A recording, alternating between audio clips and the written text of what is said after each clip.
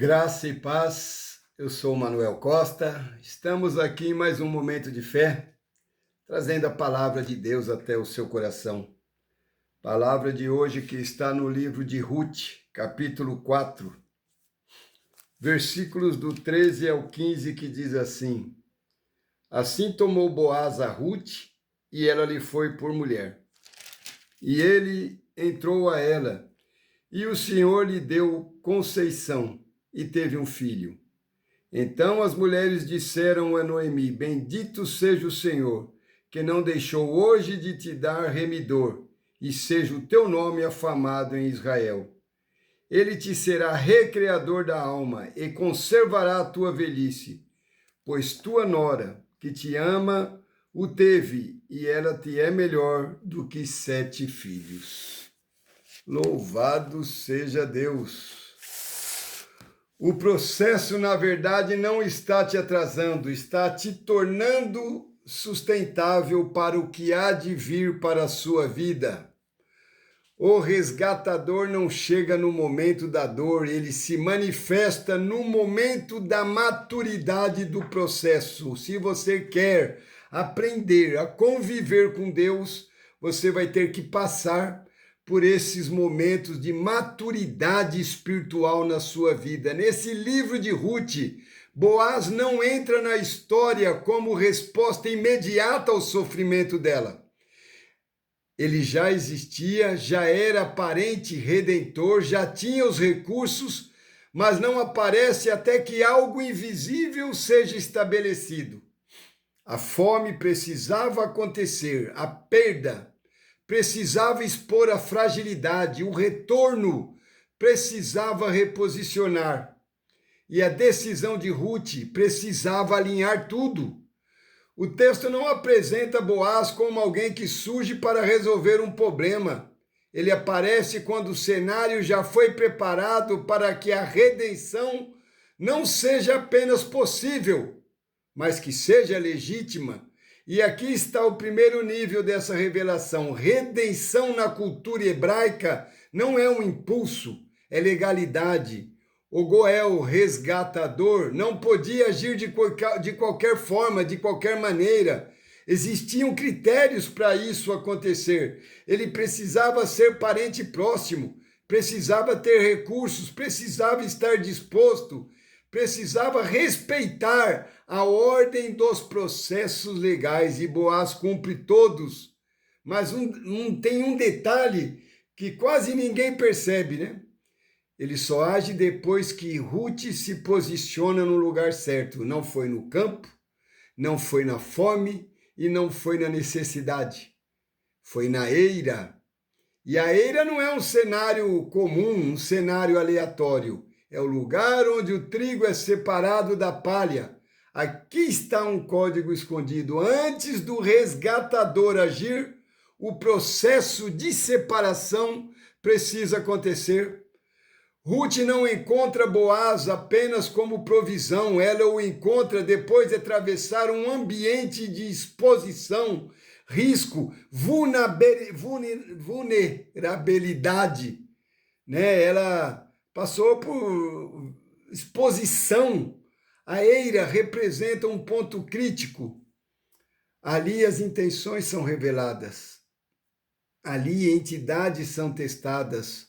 Ali o que é superficial cai, é removido, e só depois disso Boaz se levanta como um resgatador. Isso revela um padrão espiritual muito profundo. Deus não antecipa redenções que ainda não podem ser sustentadas, porque redenção fora do tempo correto gera distorção e não restauração. Existe uma tensão silenciosa no texto. Boaz poderia agir antes, mas não age. Ele poderia acelerar, mas não acelera. E não é falta de poder, é alinhamento com o tempo. Outro detalhe raramente percebido: quando Boaz decide agir, ele não vai direto a Ruth. Ele vai à porta da cidade, né? O lugar de julgamento, o lugar das decisões públicas, o lugar onde destinos são estabelecidos diante de testemunhas. Isso muda tudo. A redenção não acontece no secreto, ela é validada no lugar de autoridade. Antes de tomar Ruth como sua, Boaz resolve o que está pendente, porque redenção verdadeira não ignora processos, ela resolve as pendências. E vou mais profundo ainda, havia um resgatador mais próximo, e ele recusa, mas por quê? Porque assumir Ruth significava comprometer sua própria herança.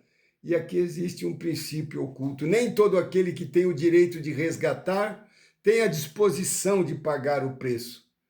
Boaz não apenas podia, ele queria. Redenção não é apenas uma questão de capacidade, é uma questão de amor disposto a assumir o custo. Agora observe o padrão completo. O processo inicia na perda. O caminho passa pela fidelidade. O ambiente conduz à separação. Legalidade precisa ser respeitadas. Pendências precisam ser resolvidas. E só então o resgatador se levanta. Percebeu? Tudo é um conjunto, é um processo. Não é, as coisas não funcionam como a gente pensa. As coisas de Deus é tudo ordenado, é tudo calculado. Não existe erro. Nada é antecipado, tudo é preparado. E muitas vezes a pergunta não é onde está o resgatador, a pergunta é: o processo já amadureceu o suficiente para sustentar a redenção?